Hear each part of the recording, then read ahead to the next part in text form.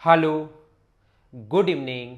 मैं Pawan Rao, YouTube channel maths with Pawan Rao में आप लोगों को पढ़ा रहा हूँ ज्योमेट्री ओनली और ओनली रेलवे वाले स्टूडेंट्स के लिए, या वो लोग भी इस सीरीज को देख सकते हैं जितने भी लोग कोई स्टेट लेवल का एग्जाम देते हैं, कोई भी एग्जाम, और उसमें अगर ज्योमेट्री आती है तो इससे बाहर क्वेश्चन नहीं आ सकता, वो सारे लोग इस सीरीज को आप लोग देख सकते हो। जो भी एसएससी वाले बच्चे हैं उनको मैं ज्योमेट्री पहले पढ़ा चुका हूँ मेंस के लेवल की, वो वहां पर जाकर आप लोग देख सकते हैं। उसमें हर क्यों मैंने समझाया बहुत डीप में, लेकिन हर एग्जाम का अपना अपना एक लेवल होता है। अगर उस लेवल से आप लोग तैयारी करोगे या उससे 50%, 60%, 100% तक एक्स्ट्रा पढ़ लोगे तो आपका सिलेक्शन थोड़ा सा जल्दी होता है। और आप लोग अगर 5000% एक्स्ट्रा पढ़ोगे तो फिर थोड़ी प्रॉब्लम आती है। इसलिए मैंने रेलवे के अलग वीडियोस बनाए हैं, एसएससी मेंस के मैं अलग वीडियोस आप लोगों के लिए बना चुका हूं।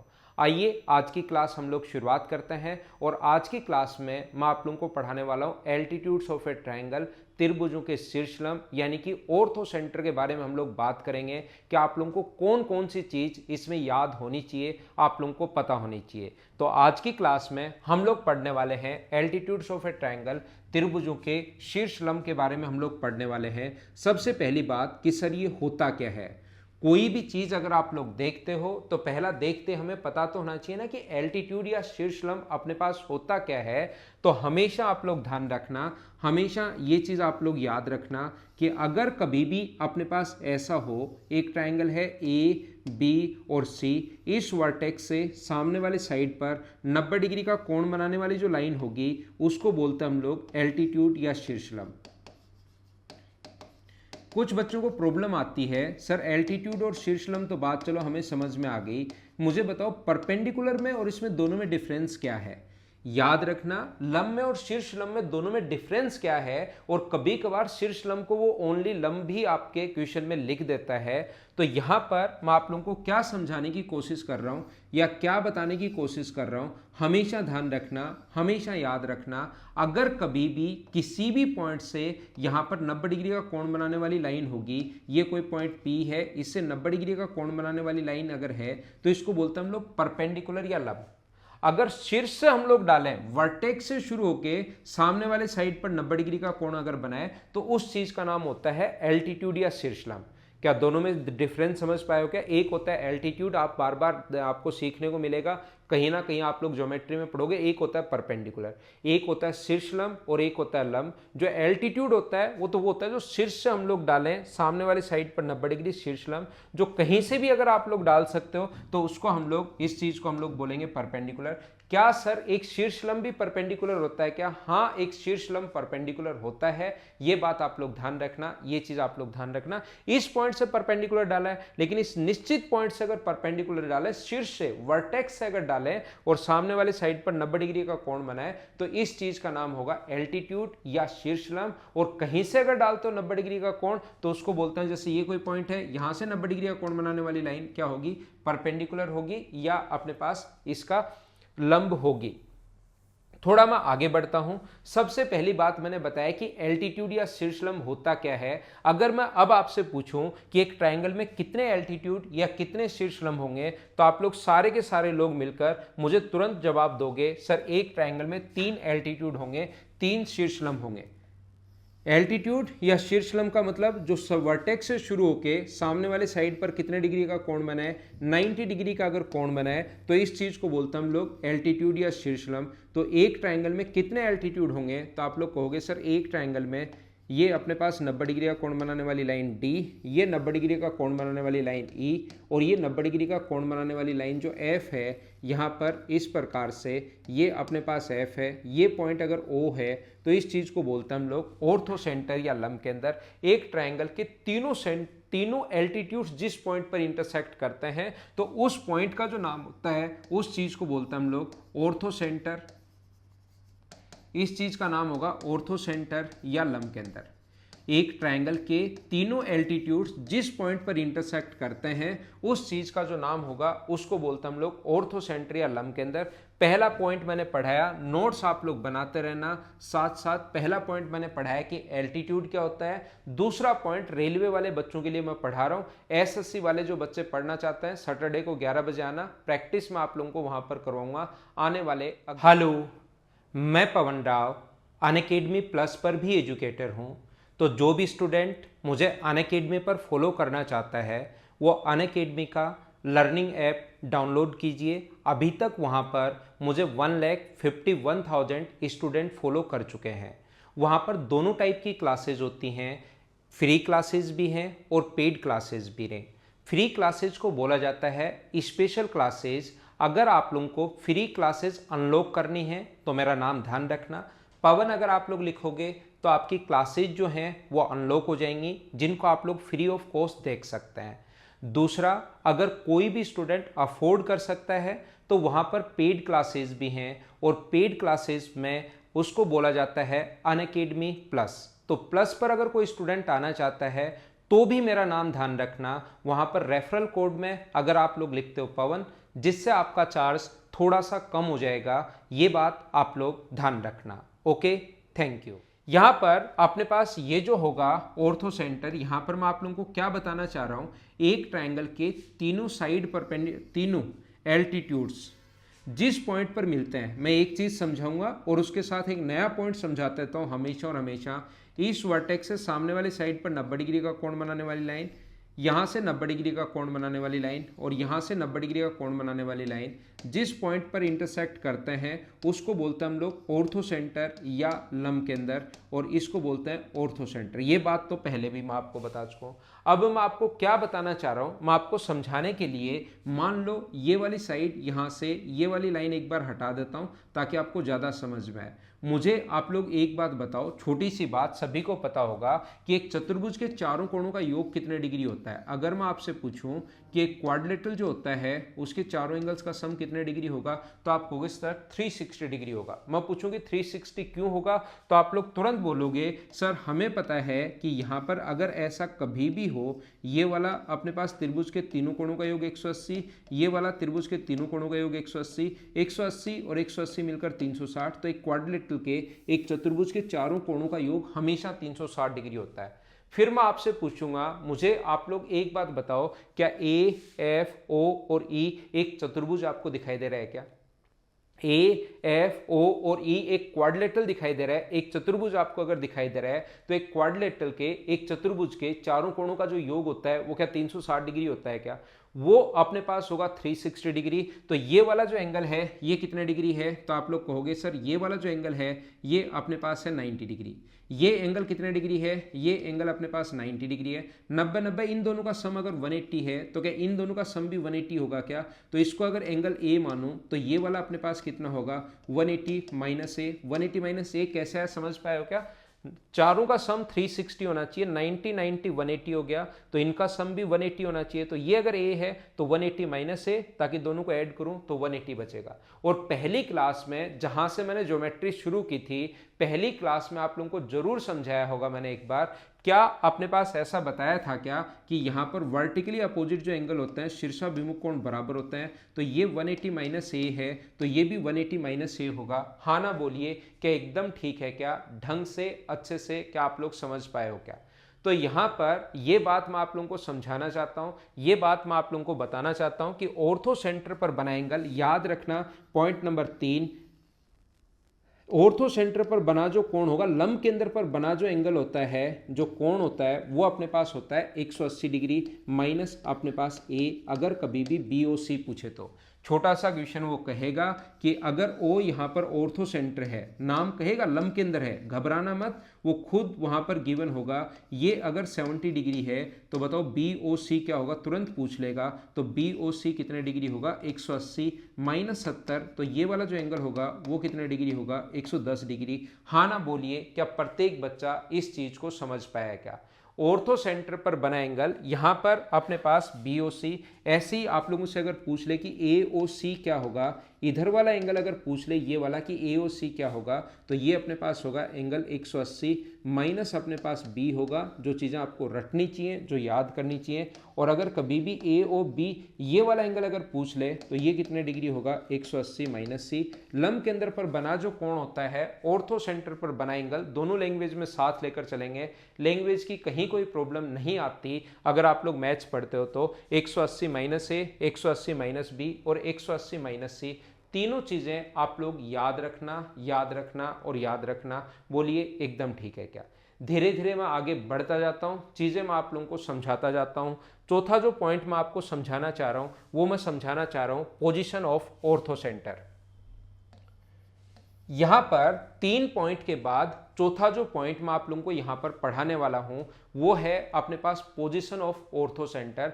ऑर्थो सेंटर की पोजीशन क्या होगी, एक्यूट एंगल ट्रायंगल में क्या होगी, राइट एंगल ट्रायंगल में क्या होगी और ऑब्ट्यूज एंगल ट्रायंगल में क्या होगी, ये चीज मैं आप लोगों को बताता हूं, सिखाने की कोशिश करता हूं।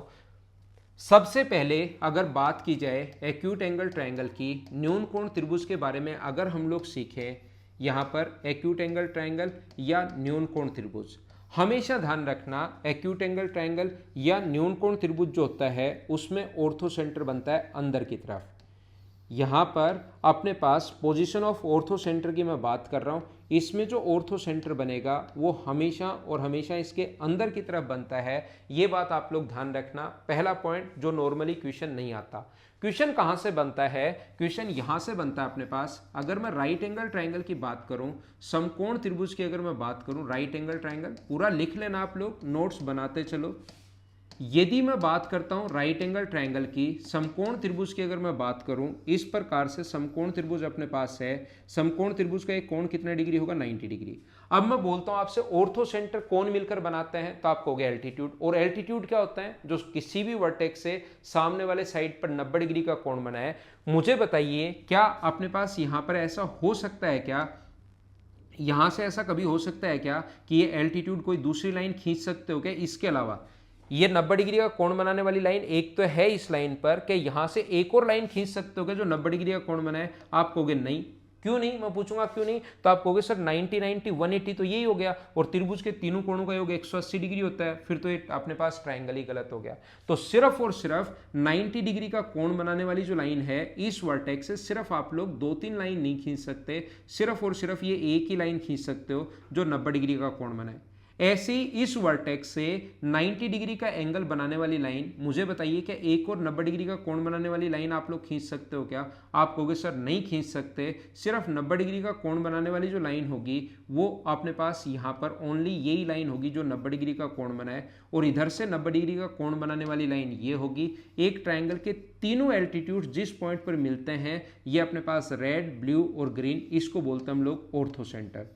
तो याद रखना राइट एंगल ट्रायंगल में ऑर्थो सेंटर उस वर्टेक्स पर बनता है जहां पर कितने डिग्री का कोण हो, 90 डिग्री का। आया हुआ क्वेश्चन है, फिर से पूछ सकता है कि राइट एंगल ट्रायंगल में ऑर्थो सेंटर कहां पर बनेगा। तो राइट एंगल ट्रायंगल में ऑर्थो सेंटर क्या अंदर बनेगा, बाहर बनेगा, उस वर्टेक्स पर बनेगा जहां 90 डिग्री का कोण हो, या उस हमें नहीं पता कहां बनेगा। ऐसे 4 ऑप्शन बना देगा।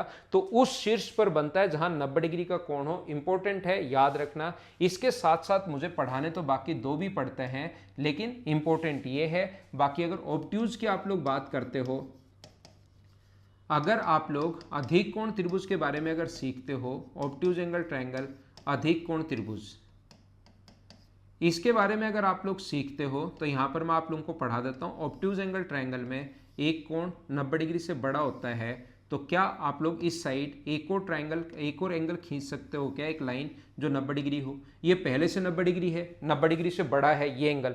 ऑब्ट्यूज होता ही वो है जिसका एक एंगल 90 डिग्री से बड़ा हो। अधिक कोण त्रिभुज होता ही वो है जिसका एक एंगल 90 डिग्री से बड़ा हो।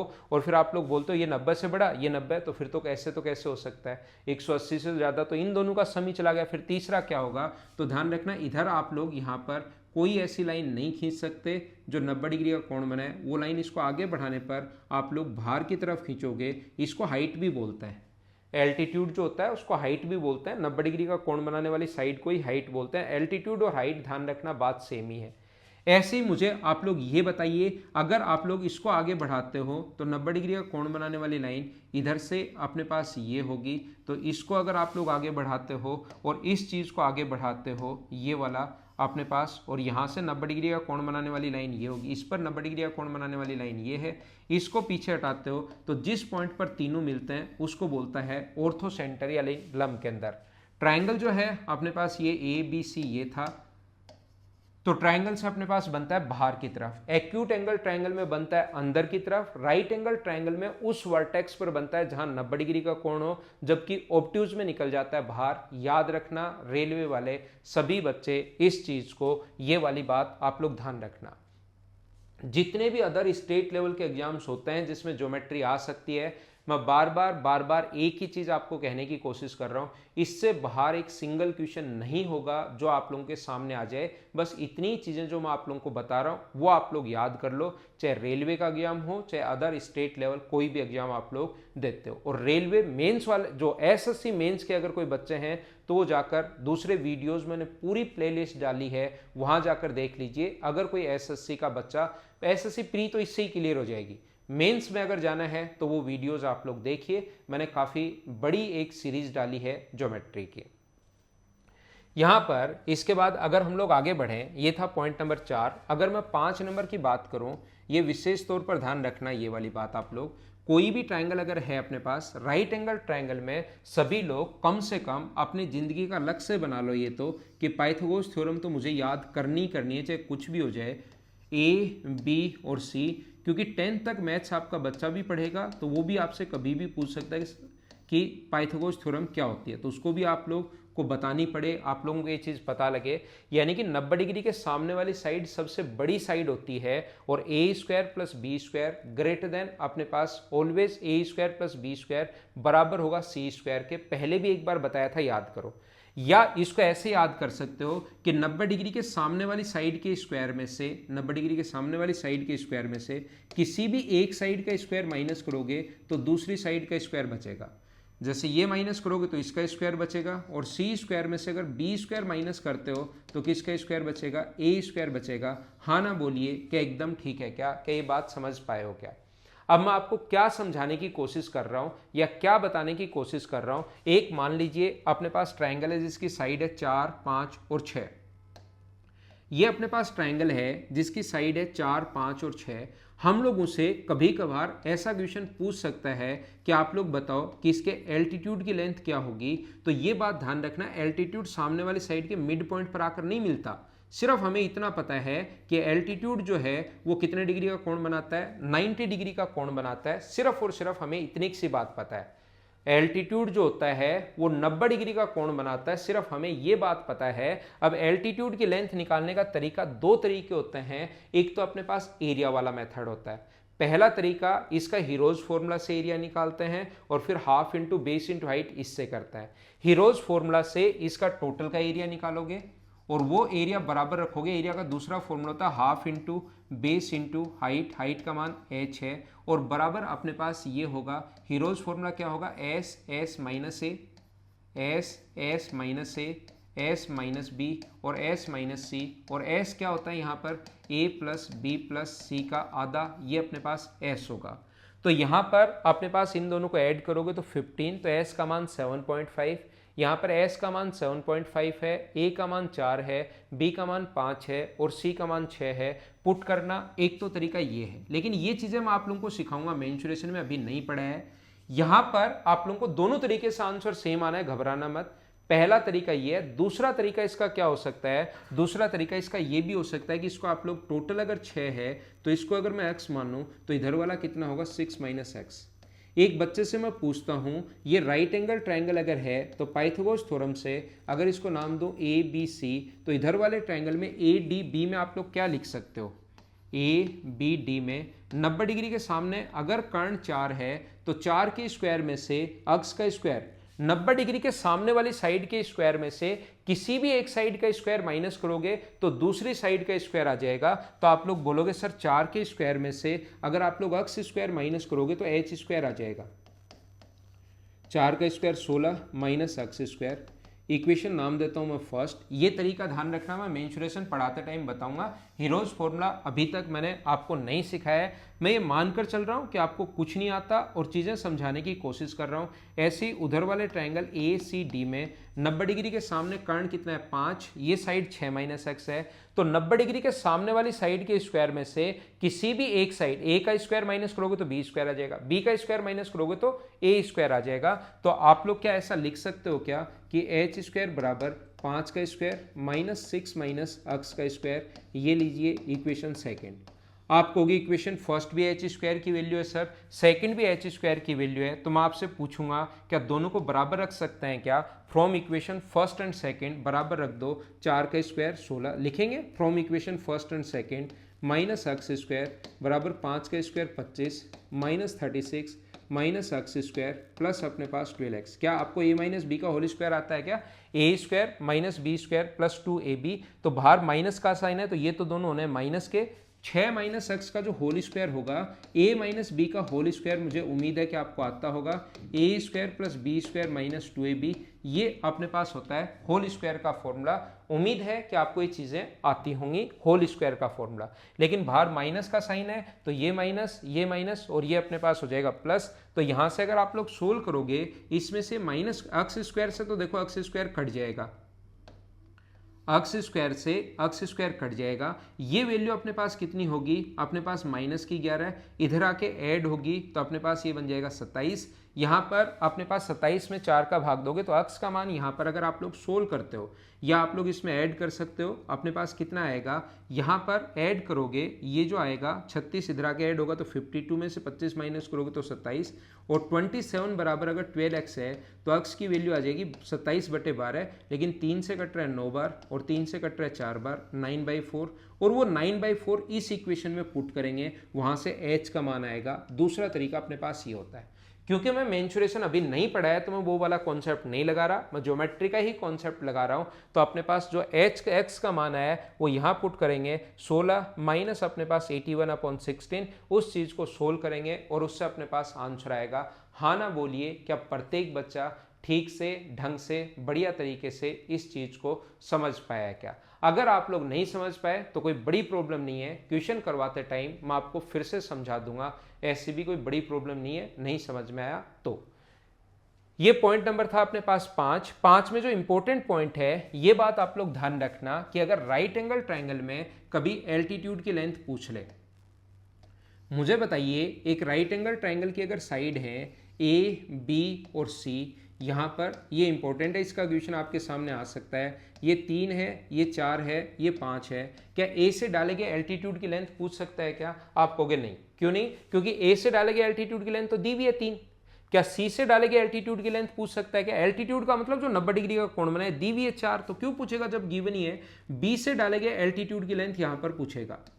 तो हमेशा ध्यान रखना, अगर कभी भी अपने पास एक ट्रायंगल है ए बी और सी, इस चीज को हमेशा याद रखना, अगर कभी भी यहां से बी से डाले गए एल्टीट्यूड की लेंथ पूछे तो इसका डायरेक्ट फॉर्मूला, एक तो बेसिक जो मैं पहले बता कर आया हूं वो तो है ही, लेकिन राइट एंगल ट्रायंगल के लिए इसका एक डायरेक्ट फॉर्मूला भी होता है जो आपको याद रखना चाहिए, और इस पर बेस्ड क्वेश्चन बन सकते हैं। याद रखना, क्या याद रखना चाहिए आपको? ए बी और बी सी को तो हम लोग इंटू करते हैं, इन दोनों को इंटू करते हैं, और जो हाइपोटेनस होता है ए सी उससे डिवाइड करता है, इन दोनों साइड को तो इंटू करते हैं और इसका हम लोग भाग देते हैं। ये हमेशा आप लोग याद रखना, इन दोनों का इंटू करेंगे, इससे हम लोग डिवाइड करेंगे। तो अगर यहाँ पर BD की लेंथ कभी भी फाइंड आउट करनी है आपको, तो 3 और 4 को तो इंटू करते हैं और 5 से भाग देते हैं, तो ये आ गया 12/5, और 12/5 का मतलब डिवाइड करोगे तो आंसर कितना आ जाएगा? 2.4। ये अपना आंसर आ जाएगा इसका।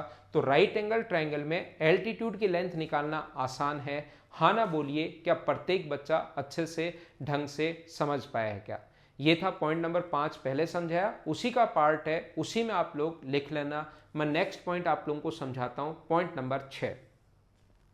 क्या आपको कभी किसी जमाने में बताया था क्या कि एल्टीट्यूड्स का जो सम होता है, ध्यान से सुनना आप लोग, पॉइंट नंबर 6, अपने पास मीडियन का सम उसके अपने पास परिमाप से छोटा होता है। क्या कभी सिखाया था क्या आपको? आप कहोगे हाँ सर सिखाया था हमें कि मीडियन का सम एल्टीट्यूड से छोटा होता है, अगर आपको याद हो तो यहाँ से अपने पास अगर एल्टीट्यूड डालते हैं, सेम कॉन्सेप्ट आप लोग याद रखना E, और ये अपने पास अगर F है तो ध्यान रखना आप लोग एल्टीट्यूड्स का जो सम होगा वो भी ऑलवेज उसके पेरीमीटर से छोटा होगा। ऐसा क्वेश्चन आपसे पूछ सकता है, बताइए तीनों अगर एल्टीट्यूड्स हैं AD, BE और CF, ऐसा लिख कर देगा कि तीनों शीर्ष लंब अगर हैं AD, BE और शीर्ष तीनों शीर्ष लंब हैं, तो बताइए निम्न में से कौन सा सत्य उसके परिमाप से छोटा होगा, उसके परिमाप से बड़ा होगा। इन तीनों का योग जो है, शीर्ष लंबों का योग परिमाप से छोटा होगा क्या, परिमाप से बड़ा होगा क्या, परिमाप के बराबर होगा क्या, या हमें नहीं पता कि क्या होगा, छोटा या बड़ा, कैसे कितने भी ऑप्शन तो बना सकता है। तो इस टाइप के जो क्वेश्चंस होते हैं उसमें आप लोगों को ये पॉइंट याद रखना चाहिए कि अपने पास जो एल्टीट्यूड्स का सम होगा, और मीडियन में भी यही था, याद रखने के लिए मैं बता दूं, माध्यिकाओं में भी यही था, उसके परिमाप से उसके पेरीमीटर से हमेशा लेस देन होगा। पॉइंट नंबर 6 और 7 नंबर पॉइंट आप लोग जो इसका याद रखना चाहिए आपको, वो क्या है, पॉइंट नंबर 7 आप लोग याद कीजिए, और उसके बाद मैं आपको इसके क्वेश्चंस करवाना शुरू करता हूं। अगर कभी भी अपने पास इसका ये एल्टीट्यूड अपने पास AD मान लो, ये अपने पास BE मान लो, और ये अपने पास CF मान लीजिए, ये अपने पास A है, ये B है, ये C है, ये D है, ये E है, ये F है, और ये पॉइंट अगर O है, तो याद रखना AO इंटू OD बराबर होता है BO इंटू OE बराबर होगा अपने पास CO इंटू OF। बोलिए एकदम ठीक है क्या? AO इंटू OD बराबर BO इंटू OE बराबर CO इंटू OF। ये अपने पास सारे के सारे इक्वल होंगे, हमेशा ध्यान रखना। इन दोनों का इंटू ये इंटू ये इंटू ये और ये इंटू ये बराबर होता है। ये 7 पॉइंट आप लोग याद रखना। पहला पॉइंट मैंने आप लोगों को समझाने की कोशिश की, मैंने आप लोगों को बताने की कोशिश की कि एल्टीट्यूड होता क्या है। दूसरा पॉइंट मैंने बताया, एक ट्रायंगल के तीनों एल्टीट्यूड्स जिस पॉइंट पर मिलते हैं उसको ऑर्थोसेंटर या लंब केंद्र कहते हैं। लंब केंद्र पर बना एंगल 180 माइनस ए, 180 माइनस बी, 180 माइनस सी, ये पॉइंट मैंने बताया 3। 4 नंबर पॉइंट मैंने पोजीशन बताई कि एक्यूट में बनेगा अंदर की तरफ, राइट में बनेगा अपने पास उस वर्टेक्स पर, उस शीर्ष पर जहां 90 डिग्री का कोण हो, जबकि अधिक कोण त्रिभुज में निकल जाता है बाहर। 4 पॉइंट मैंने ये बताया। 5 नंबर पॉइंट मैं अभी भी आप लोगों को समझा कर आया हूं कि एल्टीट्यूड की लेंथ, शीर्ष लंब की लंबाई हम लोग कैसे निकालते हैं। ये बात मैं आप लोगों को बता कर आया हूं एल्टीट्यूड में कि इसकी लेंथ हम लोग कैसे निकालेंगे, ध्यान रखना।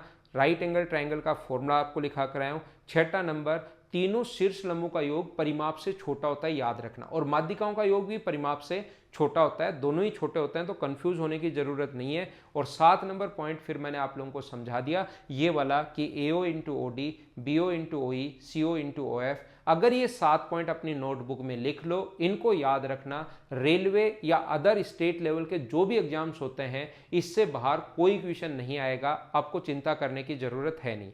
आइए इसको भेजते हैं पीछे, उसके बाद मैं आपके लिए क्वेश्चंस अपलोड करता हूं और उन क्वेश्चंस को मैं करवाना शुरू करूंगा, जिससे आप लोग ज़्यादा चीज़ें आसानी से ढंग से समझ पाओ। इसको भेजता हूं मैं कोने में और फिर करता हूं बड़ा, ताकि आपको क्वेश्चन ध्यान अच्छे से ढंग से दिखाई दे। आइए हम लोग शुरुआत करते हैं क्वेश्चंस को। If O is the orthocenter of triangle ABC, then find BOC। Questions इसी टाइप के आने हैं। थ्योरी आपको कंप्लीट याद हो, अच्छे से ढंग से बढ़िया तरीके से थ्योरी आपको खुद को याद हो। इन चीज़ों के लिए मैं आप लोगों को ये बताना चाहता हूँ कि अपने पास ये क्वेश्चन सारे करना। ऑर्थो सेंटर पर बना angle, then BOC find out करना है। तो BOC जो होगा वो मुझे बताइए, मैं आपको अभी भी लिखवा कर आया हूँ, और क्यों होता है ये भी मैंने समझा दिया है कि 180 माइनस ए ये अपने पास होता है। हाँ ना बोलिए, क्या प्रत्येक बच्चा अच्छे से ढंग से समझ पाया है क्या? आगे आगे मैं बढ़ता रहूंगा, चीजें आप लोगों को मैं बताता रहूंगा। नेक्स्ट क्वेश्चन, तो क्वेश्चन नंबर 2 अपने पास ये रहा। O त्रिभुज ABC का लंब केंद्र है, BAC 60 डिग्री है, तो BOC का मान आप लोग बताइए। आप लोगों को ये अगर याद है, क्योंकि इसी पर बेस्ड क्वेश्चन एक आया हुआ है इसमें अपने पास रेलवे में, तो ये क्वेश्चन ही आप लोग याद रखना। इस टाइप का क्वेश्चन फिर आ सकता है। आपको ये पता होगा कि ऑर्थो सेंटर पर बना जो एंगल होता है ये अगर 60 डिग्री है और ओ लंब के अंदर है, लिख कर देगा, ऐसा नहीं कि ओ पर बना कोण बताओ और ओ पता नहीं क्या है, ऐसे तो ओ यहाँ पर लिख कर देगा इसका लंब के अंदर है, इसका ऑर्थो सेंटर है, तो यहाँ पर बना जो कोण होता है वो अपने पास होता है 180 माइनस है, तो 60 माइनस करोगे तो बी ओ सी जो एंगल हम लोगों से पूछा है इसने वो अपने पास आ गया 120 डिग्री। छोटे आसान इसी टाइप के क्वेश्चन जो ज्योमेट्री के क्वेश्चन ये पूछता है रेलवे, बताओ आप लोग खुद से कर पाओगे या नहीं कर पाओगे। मैं तो ये आप लोगों को बोलता हूं कि जितनी भी थ्योरी मैंने पढ़ाई है सिर्फ और सिर्फ आप लोग थ्योरी पढ़ लीजिए, आप लोगों को बहुत सही तरीके से बहुत अच्छे से क्वेश्चन सारे के सारे खुद ही आप लोग कर पाओगे। इसको मैं हटाता हूं, इसको मैं मिटाता हूं ताकि नेक्स्ट क्वेश्चन हमारे सामने आ सके। यहां पर अब की बार दे दिया एक अधिक कोणीय त्रिभुज, अपने पास ऑब्ट्यूज एंगल ट्रायंगल। आप तो हमेशा याद रखिए, बाकी मैं इसको समझा भी देता हूं कैसे आया, कहां से आया, किस टाइप से आया, और जब भी कोई भी क्वेश्चन आए वीडियो को पॉज किया करो और उसके बाद क्वेश्चन को खुद करने की आप लोग कोशिश किया करो। मैं तो ये कहूंगा ऑर्थो सेंटर पर बना एंगल 180 माइनस ए, 180 माइनस बी, 180 माइनस सी होता है, तो ये 54 अगर माइनस करोगे तो आंसर कितने डिग्री आ जाएगा, 126 डिग्री। ये अपना आंसर आ गया है। बाकी इस चीज को मैं अच्छे से आप लोगों को समझा देता हूं ताकि आप लोग इस चीज को समझ पाओ। यहां पर अपने पास ए अधिक कोण है और ओ इसका ऑर्थो सेंटर है। हमेशा याद रखना ए अगर अधिक कोण है, यहां पर एक ट्रायंगल है ए बी और सी, तो आप लोग सोचोगे जब खुद क्वेश्चन करोगे तो हो सकता है इसमें फंस जाओ। याद रखना ऑर्थो सेंटर जो बनता है वो ऑब्ट्यूज एंगल ट्रायंगल में बनता है इनको बढ़ाने पर बाहर की तरफ। ये यहां से अगर 90 डिग्री का कोण बनाओगे आप तो ये साइड होगी 90 डिग्री का कोण बनाने वाला, इसको भी आगे बढ़ा दिया और इसको भी आगे बढ़ा दिया, तो ये जहां पर मिलते हैं इसको बोलते हैं हम लोग ऑर्थो सेंटर। तो मुझे बताओ ये कोण कितने डिग्री होता है, तो ये कोण 90 डिग्री होगा। स्ट्रेट लाइन है ना, एक स्ट्रेट लाइन पर बना एंगल कितने डिग्री होता है, 180 डिग्री। और यहां पर ऊपर अगर 90 है तो नीचे भी अपने पास 90 होगा, ये भी 90, और ये अपने पास बी ओ सी दिया हुआ है 54, ये हम लोगों को दिया हुआ है 54, तो ये एक चतुर्भुज बन गया, ये अपने पास एक क्वाड्रिलेटरल बन गया, एक चतुर्भुज बन गया। अगर आपको ये दिखाई दे रहा हो तो ये जो है एक क्वाड्रिलेटरल बन गया है। एक क्वाड्रिलेटरल के चारों एंगल्स का सम 360 डिग्री होता है। मुझे बताओ इन दोनों का सम अगर 90 है, 90 90 180, बेसिक कॉन्सेप्ट अगर याद होंगे और फिर क्वेश्चन अगर कभी नहीं भी आया तो भी आप लोग कर पाओगे। इन दोनों का सम अगर 180 है तो इनका सम भी 180 होगा, दोनों का योग 180 है, ये 54 है, तो क्या 180 माइनस 54 होगा क्या, तो ये अपने पास आ गया 126 डिग्री। और वर्टिकली अपोजिट एंगल शीर्षाभिमुख कोण हमेशा बराबर होते हैं। ये बात मैं आप लोगों को समझा कर आया हूं ज्योमेट्री जब से शुरुआत की है पहली क्लास से। यहां पर मैं आप लोगों को बता कर आया हूं, समझा कर आया हूं, सारी की सारी चीजें मैंने आप लोगों को बताई है कि ये जो अपने पास वर्टिकली अपोजिट एंगल शीर्षाभिमुख कोण हमेशा बराबर होते हैं। हाँ ना बोलिए, क्या आप लोग समझ पाए हो क्या? थोड़ा सा मैं आगे बढ़ता हूं, थोड़ा सा और आगे चलता हूं और आगे के क्वेश्चंस जो हैं वो मैं आप लोगों को कंप्लीट करवाता हूं। आज की क्लास में सेंटर अपने पास खत्म हो गए हैं, फिर अपने पास है कॉन्ग्रुएंसी और सिमिलैरिटी। ट्रायंगल सिर्फ और सिर्फ इतना पढ़ लो। मैं आपको फिर बता रहा हूं, जब एसएससी मेंस जब मैं आपको पढ़ाता हूं तो सीवीएन के बारे में, एमपीजी के बारे में, ये वो पता नहीं कितनी चीजें मैं आप लोगों को पढ़ाता हूं मेंस वाले बैच में जब एसएससी पढ़ाता हूं। लेकिन बार बार मैं एक ही बात कह रहा हूं कि रेलवे वाले स्टूडेंट्स को वो वीडियोस नहीं देखने, क्योंकि वो इतने डीप से हैं कि उसमें आप लोग फंस के रह जाओगे और इसका क्वेश्चन आसान क्वेश्चन आता है, फिर वो कर नहीं पाओगे, आप डरना शुरू कर दोगे।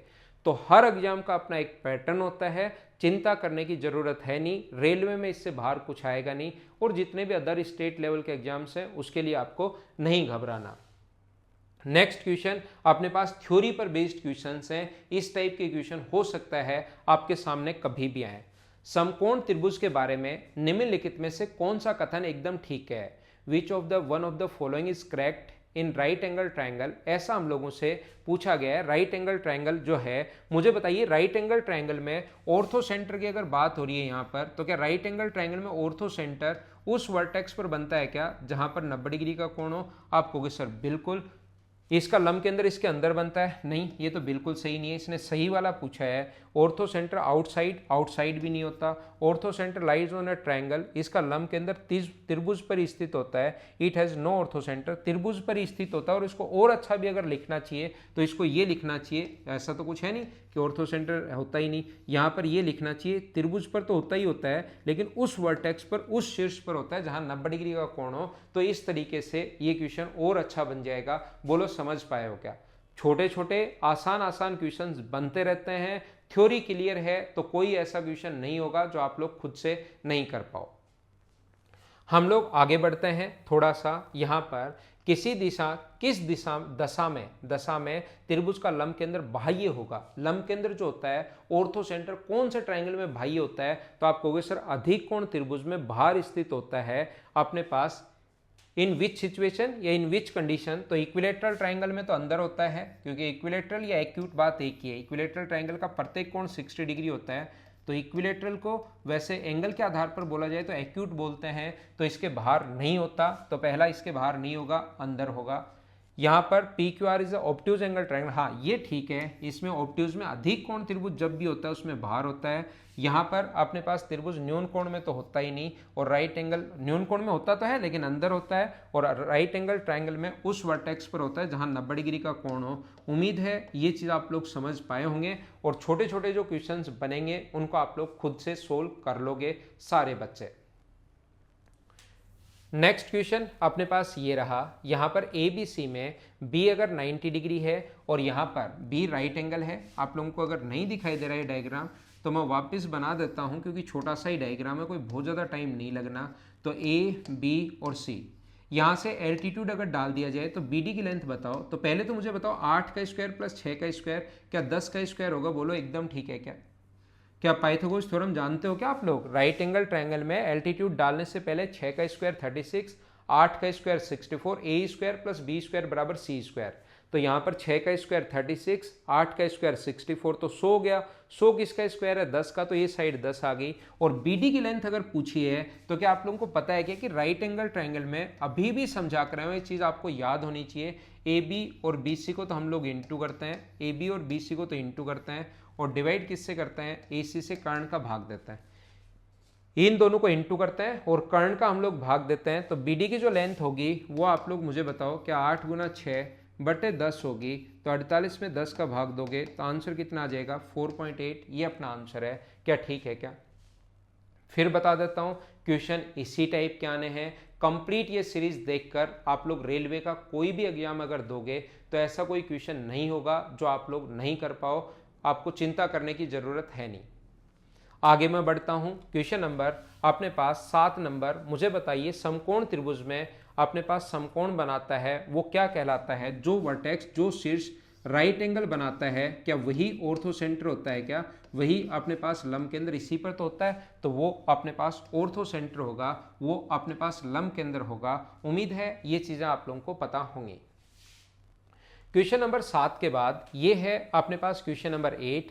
अगर कोई भी ट्रायंगल की साइड 5, 6 और 7 हैं, और फिर अगर हमारे से एल्टीट्यूड की लेंथ पूछे 5, 6 और 7, ये अपने पास ऐसा है, एक ट्रायंगल है जिसकी साइड जो है अपने पास एक तो 5 है, एक 6 है और एक 7 है। अभी थोड़ी देर पहले भी ऐसा क्वेश्चन मैं आपको समझा कर आया हूँ, अगर आपको याद हो तो। एल्टीट्यूड ध्यान रखना, सामने वाली साइड पर 90 डिग्री का कोण बनाता है लेकिन मिड पॉइंट नहीं होता। तो यहाँ से ये अगर x है और टोटल अगर 7 है तो इधर वाला बचेगा 7 माइनस एक्स, और इसको अगर मैं h मान लूँ तो इस ट्रायंगल में आप लोग लिख सकते हो h स्क्वायर बराबर 5 का स्क्वायर 25 माइनस एक्स स्क्वायर। और इस ट्रायंगल में क्या लिख सकते हो? 90 डिग्री के सामने वाली जो साइड होती है, ये मैं समझा चुका हूँ आपको, उसके स्क्वायर में से किसी दूसरी साइड का स्क्वायर माइनस करोगे और इसका स्क्वायर जो होगा 49 minus x square plus 14x, ये अपने पास होगा। यहाँ पर मैं आपको क्या बताने की कोशिश कर रहा हूँ, क्या समझाने की कोशिश कर रहा हूँ? इसके स्क्वायर में क्या आपको याद है क्या कि राइट एंगल ट्रायंगल में किसी भी एक साइड के स्क्वायर में से, 90 डिग्री के सामने वाली साइड के स्क्वायर में से किसी भी एक साइड का स्क्वायर माइनस करते हो तो दूसरी साइड का स्क्वायर बचता है, किसी भी एक का। तो यहां पर हमने जैसे ही इसके स्क्वायर में से ये एक्स स्क्वायर माइनस क्या एच स्क्वायर, इसके स्क्वायर में से 6 के स्क्वायर में से इसका स्क्वायर माइनस करोगे तो 7 माइनस एक्स का क्या होल स्क्वायर आपको पता है क्या? तो वो होता है a square plus b square minus 2ab, तो 14x। यहाँ से लेकिन बाहर माइनस का साइन होगा, ए स्क्वायर माइनस 36 माइनस इसका स्क्वायर, तो माइनस अंदर जाएगा, तो जो प्लस के हैं वो तो हो जाएंगे माइनस के, और माइनस का है वो हो जाएगा प्लस का। उम्मीद है आप लोग समझ पाए होंगे। यहाँ पर एच स्क्वायर बराबर 6 का स्क्वायर माइनस ये 7 माइनस एक्स का स्क्वायर है, उस चीज को मैंने खोल दिया है। इक्वेशन फर्स्ट भी एच स्क्वायर की वैल्यू है, और इसको एरिया वाले तरीके से भी कर सकते हो। इस क्वेश्चन को एरिया वाले तरीके से भी कर सकते हो, दोनों कॉन्सेप्ट होते हैं। लेकिन अभी मैंने हीरोज फॉर्मूला नहीं पढ़ाया है, वो मैं मेंसुरेशन में पढ़ाऊंगा नेक्स्ट चैप्टर में, तब आप लोग ज्यादा समझ पाओगे।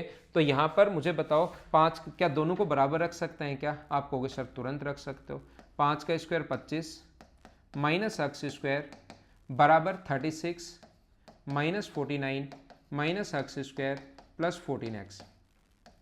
एक्स स्क्वायर से एक्स स्क्वायर कट गया सबसे पहली बार।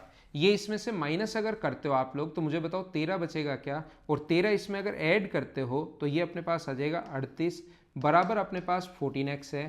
तो x का जो मान आएगा वो क्या 19/7 आ जाएगा। यहाँ पर x की वैल्यू बोलिए ठीक है क्या? हम लोगों से किसका मान पूछा है? हमें यहाँ पर लेंथ पूछे कि AD की लेंथ आप लोग बताइए। तो AD की लेंथ x का मान अगर 19/7 आ गया है तो AD की जो लेंथ होगी यहाँ पर आप लोग पुट कीजिए। तो एच स्क्वायर जो होगा अपने पास वो कितना होगा? एच स्क्वायर बराबर अपने पास होगा 25 25 5 का स्क्वायर 25 माइनस एक्स का स्क्वायर, तो इसका स्क्वायर करोगे तो 361 19 का स्क्वायर 361 अपॉन अपने पास यहाँ पर 7 का स्क्वायर कितना होगा 49। ये अपने पास आएगा, जो मुझे लग नहीं रहा कि किसी भी ऑप्शन में है क्या, ये रूट के अंदर आएगा। तो यहाँ पर हम लोग क्या करेंगे, ये जो अपने पास होगा एच स्क्वायर बराबर अपने पास 25 को 49 से इंटू करोगे, 25 गुना 9 225 हासिल अपने पास 22 है, 25 गुना 4 100 हुआ, और 22 ऐड करोगे तो अपने पास ये हो गया 122। तो ये तो अपने पास 1225 हो गया। हाँ ना बोलिए, क्या प्रत्येक बच्चा समझ पाया क्या? 25 को 50 से इंटू करोगे तो 1250, और उससे 25 कम तो 1225 माइनस 361 एलसीएम मैंने ले लिया है बटे 49। तो यहाँ से एच स्क्वायर बराबर आ जाएगा, ये माइनस करोगे तो 4 6 और अपने पास 8 होगा यहाँ पर अपॉन 49 है, और रूट करोगे तो h बराबर इसका रूट 864 यहाँ पर रूट में आएगा अपॉन 7। ये अपने पास AD की लेंथ अगर पूछे है तो अपना आंसर ये होगा, जो किसी ऑप्शन में गलती से नहीं लिखा, इसको AD की जगह BD पूछना चाहिए कि BD की लेंथ बताओ। Then find the length of BD। तो BD की लेंथ जो आएगी इस क्वेश्चन में वो 19/7 आ जाएगी। x BD को माना है तो उस कंडीशन में 19/7 19/7 अपने पास आ जाएगा। हाँ ना बोलिए, क्या एकदम ठीक है क्या? क्वेश्चन नंबर अपने पास 8, इसका ऑप्शन आप लोग चेंज कर लेना या आप लोग इसका क्वेश्चन चेंज कर लेना, ये बात आप लोग ध्यान रखना। हम लोग थोड़ा सा और आगे बढ़ते हैं, क्वेश्चन नंबर 8 के बाद करने की कोशिश करते हैं क्वेश्चन नंबर 9।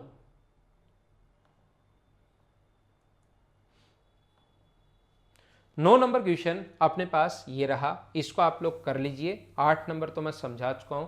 क्वेश्चन नंबर 9 को आप लोग यहां पर ज्यादा डिटेल से, ज्यादा अच्छे से वैसे ध्यान रखना। इक्विलेटरल ट्रायंगल में चारों सेंटर एक ही पॉइंट पर बनते हैं। अब मैं आपको ये लिखवा चुका हूं, मैंने अभी नहीं पढ़ाया है, चारों सेंटर में पढ़ा चुका हूं। इक्विलेटरल ट्रायंगल में चारों सेंटर एक ही पॉइंट पर बनते हैं, जबकि आइसोसेलेस ट्रायंगल में एक लाइन पर बनते हैं, कोलिनियर होते हैं, एक सीधी रेखा पर बनते हैं, सरेखी होते हैं। किसमें? समद्विबाहु में। समद्विबाहु में सरेखी होंगे, इक्विलेटरल में एक ही जगह बनते हैं। क्यों बनते हैं? अगली क्लास में ये चीजें मैं आप लोगों को पढ़ाऊंगा कि एक ही पॉइंट पर क्यों बने। यहां पर ध्यान रखना, कौन से त्रिभुज में लंब केंद्र, परिकेंद्र, अंतःकेंद्र, केंद्रक एक ही बिंदु पर बनते हैं, तो वो समबाहु त्रिभुज में बनता है इक्विलेटरल ट्रायंगल में। ये थी आज की हमारी क्लास। कैसी लगी? उम्मीद है आप लोग अच्छे से ढंग से समझ पाए होंगे। 4 सेंटर में पढ़ा चुका हूँ, कॉन्ग्रुएंसी सिमिलरिटी और पढ़ा दूंगा, ट्रायंगल आपका खत्म हो जाएगा, ऐसे ही सर्किल करवा दूंगा, ऐसे ही क्वाड्रिलेटरल करवा दूंगा, उसके बाद पॉलीगन करवा दूंगा, तो ज्योमेट्री आपकी कंप्लीट खत्म हो जाएगी। बोलिए ठीक है क्या? Okay, thank you, bye bye, take care. घर के अंदर रहना, पढ़ाई आप लोग करते रहना। और आपको लगता है कि सर डेली ये वीडियोज ऐसे प्रोवाइड करवाओ, हमारा मैथ्स जो है वो इन चीज़ों से इंप्रूव हो रहा है, तो इसको लाइक करो, शेयर करो और कमेंट जरूर आप लोग लिखा करो कि सर हाँ हमारा मैथ्स इंप्रूव हो रहा है। Okay, thank you.